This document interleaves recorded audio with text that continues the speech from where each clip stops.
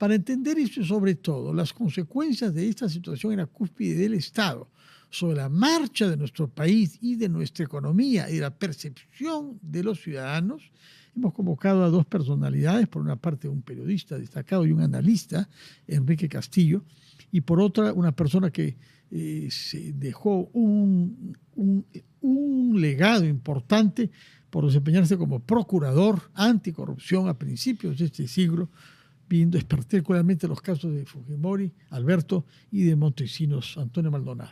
Muy buenas noches, gracias por estar con nosotros. Enrique Castillo, ¿cómo explicaría usted lo que hemos vivido la última semana a alguien que viniera a nuestro país en busca de informaciones objetivas y desinteresadas? Difícil, ¿no? Porque aunque se lo explicara, lo más difícil es que te crea. Porque lo que hemos vivido y realmente seguimos viviendo es una crisis continua con picos que se van produciendo a lo largo de todos estos años. Pero la crisis que hemos vivido ahora es una crisis de improvisación y es una crisis sobre todo que ratifica lo que significa el copamiento del Estado por parte de grupos políticos que, sin más trabajo que su desempeño en el Congreso, terminan haciendo de esto su propia chacra. Balcázar nunca fue un comunista, y ahora lo comprobamos. Es simplemente un señor que fue juez en su región y que es un oportunista político. Y que fue suspendido, fue retirado. Decano suspendido. Retirado del Poder Judicial. Sí, y decano del Colegio de Abogados con problemas. Sí. Entonces, un oportunista político que lo que ha hecho es realmente un desaguisado propio de su afán de quedar bien con todos. Nunca se entendió por qué eligió a Hernando de Soto como un posible primer ministro. ¿Qué buscaba con eso? Pero impactó, ¿eh? Tuvo un efecto positivo. Sí, y es que, claro, uno podría pensar que lo que buscaba era un figurón que desde el premierato le diera a él un prestigio frente a los cuestionamientos que existían. Pero obviamente parece que con la intención de mantener la misma estructura que venía desde la época de Dina Boluarte y de Gería a nivel del gabinete ministerial. Esto pues hizo crisis porque Hernando de Soto aparentemente no aceptó la posibilidad de mantener a algunos ministros y Balcázar no pudo tampoco deshacerse de lo que significa su mochila pesada de compromisos con el Congreso. Entonces, termina siendo una situación que después de tantas vueltas nos vuelve al mismo sitio. Nos vuelve en realidad al manejo del Estado por 3 o 4 bancadas políticas que son las que en este momento dirigen el país. Antonio Maldonado, hay un comunicado que ha sido publicado hoy por Hernando de Soto que concluye diciendo esto. Lo que debe pasar ya no es si yo u otro ciudadano puede dar tranquilidad a través del gobierno. Ahora la responsabilidad recae en aquellos candidatos que quieran representar a 9 de cada 10 peruanos.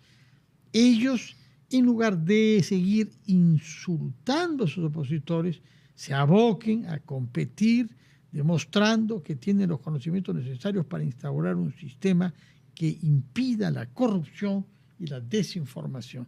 ¿Estamos en eso? Sí, en primer lugar coincido con la valoración que nos presenta Enrique. El molde sigue siendo el mismo, un molde de captura del Estado, de cooptación del Estado. Lo que me parece interesante del comunicado que nos presenta don Fernando es que el posible presidente del Consejo de Ministros hace mención expresa a la corrupción como un tema central. Yo creo que esto es algo que es la conexión con todos los problemas que vivimos en este momento. La corrupción está en todo nivel. Por supuesto, en un Congreso que está altamente descalificado, respecto del cual hay gran desconfianza ciudadana, pero también en los niveles más bajos. O sea, si la malversación, la negligencia en el uso de los fondos públicos, que la vemos todos los días, yo la he visto, he estado hace poco en Arequipa, la he visto en Arequipa, los alcaldes de Arequipa tirando el dinero por la ventana antes de esta crisis. es también corrupción, son síntomas de un problema muy grave que tenemos en este país. Y el resultado es el último informe de Transparencia Internacional, que ubica el Perú en el rango 30 sobre 100, siendo 100 el país más limpio de corrupción y 0 el país más corrupto, ¿no? De acuerdo. Enrique Castillo, ¿cómo se puede identificar las cuotas políticas en este gabinete? Yo me he pasado preguntando quién conoce a alguno de los ministros y puede afirmar. Se ha hablado mucho sobre la señora Miralles misma, como siendo cuota de César Acuña, por su relación con el exministro Velarde. Ella era una funcionaria técnica en el ministerio. ¿Qué hay de objetivo respecto a las cuotas políticas en el gabinete? Yo no hablo en general en el Estado, ¿eh? Bueno, resulta muy difícil poder ponerle una etiqueta partidaria a un técnico, pero alguien nos decía en el pasado, los técnicos se alquilan. Bedoya Reyes. ¿No es cierto? Bedoya Reyes, sí, sí. Entonces, lo que sí ocurre es que lo que tenemos es técnicos con mucha influencia política de parte de bancadas parlamentarias que lo que hacen es darles el apoyo para tener a cambio una posibilidad de un manejo presupuestal en los ministerios con afanes electorales. Lo vemos en grandes cosas y en pequeñas. El caso del Ministerio de Energía y Minas, del que todo el mundo habla ahora, de un manejo por parte de un grupo pequeño liderado por un congresista que maneja los nombramientos, vicepresidente de Acción Popular. Sí, salió incluso un funcionario denunciando que le habían pedido $30,000 para ratificarlo en su puesto. Entonces, vemos desde ese tipo de copamientos a través de una persona hasta copamientos un poco más grandes, más institucionales de parte de bancadas o de partidos políticos que llegan a tener una preeminencia dentro de lo que significa el nombramiento de funcionarios en ese nivel. Ahí está el caso, por ejemplo, de Somos Perú en los últimos tiempos, donde se ha denunciado que en ciertos ministerios empezó a copar sin que esos funcionarios fueran ni de carrera, ni que tuvieran los antecedentes o el bagaje profesional como para poder justificar su contratación. Entonces, lo que hay son ese tipo de copamientos, primero por un clientelaje partidario, para poder darle trabajo a sus partidarios y con eso tener cada vez más partidarios, y lo otro es el manejo presupuestal. Recordemos, además, que nosotros tenemos partidos políticos en el Perú que se han especializado en el ámbito regional y municipal. Como el caso de Somos Perú, y APP, el caso ¿no? de APP y algunos otros casos. Entonces, muchas veces lo que se busca es tener el control de ministerios que tengan grandes presupuestos, pero que además puedan destinarlos a pequeñas obras, medianas o grandes, en regiones en las cuales ellos controlan y que podrían significarles, no reelección porque no existe, pero sí un manejo de esa parte del Estado a través de nuevos herederos, entre comillas, de los partidos políticos.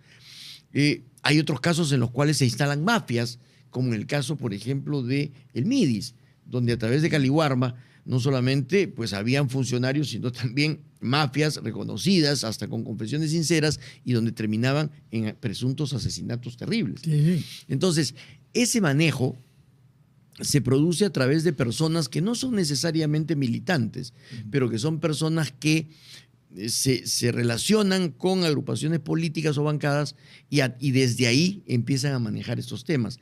Un caso, por ejemplo, que ahora me ha llamado la atención en este gabinete es el del comercio exterior y turismo, donde Teresa Mera deja su lugar, una profesional, deja su lugar a un señor que jamás en su vida trabajó en el tema de comercio exterior y tampoco tiene ni siquiera en otro sector los pergaminos como para poder llegar a ser ministro de Estado. Obviamente, esa persona genera la sospecha de que es una cuota puesta por alguien. El caso del Ministerio de Transportes en las épocas de Pedro Castillo, donde... Grotesco. Donde señor Silva, donde basaba con decir, no, yo sí tengo los merecimientos, tengo brevete. Terrible. Entonces, ese equipamiento se produce a través, no de militantes, pero sí de gente que, como decía Bedoya, se alquila figurativamente a partidos. Señor Maldonado, usted ha vivido largo tiempo en América Central, es un funcionario internacional de la ONU para temas vinculados a corrupción, blanqueo de dinero, etc. ¿Qué nos enseña el caso de los países centroamericanos, donde ha habido incluso una comisión organizada de una manera multilateral, que fue presidida por un compatriota, me parece, Juan Jiménez Mayor, ¿no? Donde hay casos de éxito en donde la inercia de la corrupción mantenida a lo largo de varios gobiernos puede ser detenida. Sí, en realidad esos casos no son en el final de la historia, no son casos de éxito, son casos en los que se intentó luchar contra la corrupción desde la cooperación internacional. Sí. Usted se refiere al caso de la MASI de Honduras, en Honduras, y también incluso un precedente aún tal vez más importante, que es el caso de la Comisión Internacional contra la Impunidad, la CICIG en Guatemala. Sí. En ambos casos, Honduras, hay que recordarlo, fue condenado el expresidente de la República por narcotráfico por 35 años e indultado por Trump. Exactamente. De eso puedo dar fe directa. De acuerdo. Porque, ¿qué podemos aprender de ahí y aplicar en el Perú? Mire, tal vez, en primer lugar, diagnóstico. Sobre esto se ha hecho un estudio muy interesante, aplicable al Perú, que lo ha hecho Sara Chayes, del Carnegie Endowment for Democracy, titulado Cuando la corrupción es el sistema operativo. Es un título en inglés. Pero nos refiere al caso de Honduras, donde la corrupción no es un escándalo, sino el resultado del funcionamiento de un sistema. Entonces, en primer lugar... En el que todos son cómplices y todos se blindan entre sí y todos reciben algo. Exactamente. Y hay lo que nos describía Enrique, capturas, intercambios de favores, capturas de sectores del Estado, a todos los niveles, no solo dirigentes, etcétera, etcétera, con casos grotescos. Uno de los casos más grotescos de Honduras fue el robo del Instituto Hondureño de Seguridad Social. No está muy lejos de lo que quizás pasa en el Perú, ¿no? Claro. De tal manera que yo creo que en el nivel de diagnóstico hay muchos diagnósticos que se aplica al Perú. El caso de Honduras fue llevado a un extremo, porque dos presidentes, bueno, en primer lugar el presidente de la República, Porfirio Lobo Sosa, y luego en ese entonces el presidente de la Cámara de Diputados, pero luego de su mismo partido, Juan Orlando Hernández, presidente de la República, ambos se involucraron seriamente en actividades de narcotráfico. Y se produjo una captura del Estado por el narcotráfico. Digamos, una cosa pequeña. ¿Cómo se libra un Estado de eso? No es el caso en el Perú, que sepamos por ahora, pero en fin, es muy difícil librarse. Es una contaminación que una vez que está presente, que se inserta, genera más cáncer, más envenenamiento y más anomia. Una vez que se entra a esa situación, y en el Perú creo yo que estamos entrando francamente a esa situación, o sea, una relación simbiótica entre el crimen organizado y los algunos actores partidos políticos. Bueno, la mayor parte de los que están en el Congreso, para hacerlo directamente, para hablar directamente. De tal manera que yo creo que ahí estamos en una situación muy cercana a la de Honduras o la de Haití. En el Perú ya tenemos un caso que es ejemplificador de esta situación, un caso que hoy día está transitando hacia la impunidad, que es el caso Los Cuellos Blancos del Puerto, un caso según el cual nuestra compatriota y destacada profesora de Derecho Penal de la Universidad de Salamanca, Laura Zúñiga Rodríguez, dijo que era el ejemplo de la captura del Estado peruano por el narcotráfico. Bueno, en ese caso se trataba de una corte del Callao, ¿no? Pero con ramificaciones, de lo judicial penal a todo el sistema político. Enrique Castillo, ¿qué nos puede decir para no caer en el pesimismo? Que, claro, lo que nos está hablando Antonio tiene que ver justamente con los temas de corrupción y narcotráfico, que era un poco el tema que tú planteaste. Yo quiero quedarme en lo político, que es, digamos, la parte de la crisis que nosotros estamos manejando, sin soslayar, por supuesto, de lo que han conversado. Pero el problema es, en el Perú está sucediendo, es que ICA se transforma y deja, o sea, la política real deja su lugar a la política delincuencial. Cuando se siente que hay un control de sectores del Estado, entonces lo que ocurre es que la actividad política va a transformar, que debe ser, y de repente un inicio es en beneficio de todos, va transformándose en una actividad política que se convierte en el beneficio de pocos. El caso del PRI en México es quizás uno de los más emblemáticos. Partido que se entroniza, se queda y se convierte en una impunidad total. Pero terminó de por todos ser los sectores. desplazado del poder, ¿eh? Así es.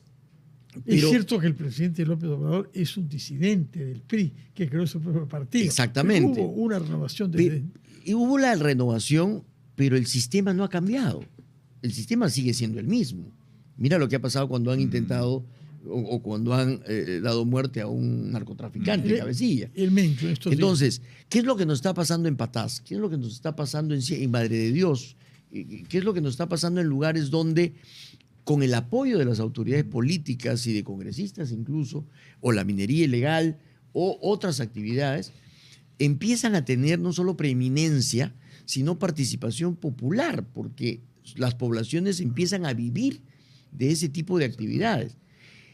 ¿Qué nos está pasando en el Congreso? Es decir, la influencia, por ejemplo, de las economías ilegales en el Congreso en este momento es determinante.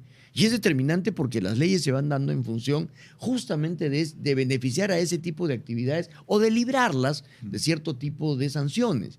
El caso del Reinfo es uno de los casos políticos más emblemáticos que lindan justamente con lo delictivo o con el apoyo a lo delictivo.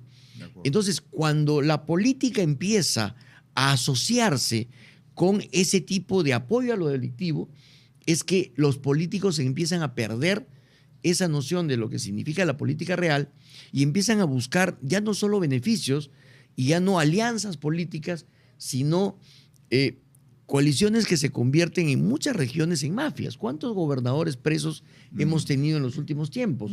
¿Cuántos gobernadores siguen en este momento generando una serie de actividades ilícitas o están generando malversaciones de recursos sin que, por ejemplo, les alcance el brazo de la ley? Palabras finales en 30 segundos, Antonio Maldonado. Dos cosas. Primero, que está vigente la definición que en su momento nos hizo Alfonso Quirós sobre lo que es la corrupción, como el mal uso del poder político burocrático por parte de camarillas de funcionarios, coludidos con mezquinos intereses privados, etc. Y en segundo lugar, que en lo político está ocurriendo un poco lo del gatopardismo, es decir, todo cambia para que nada cambie. De acuerdo. Muchas gracias a ambos por su presencia acá. Permítanme conectarnos rápidamente para que no nos desborde el tiempo.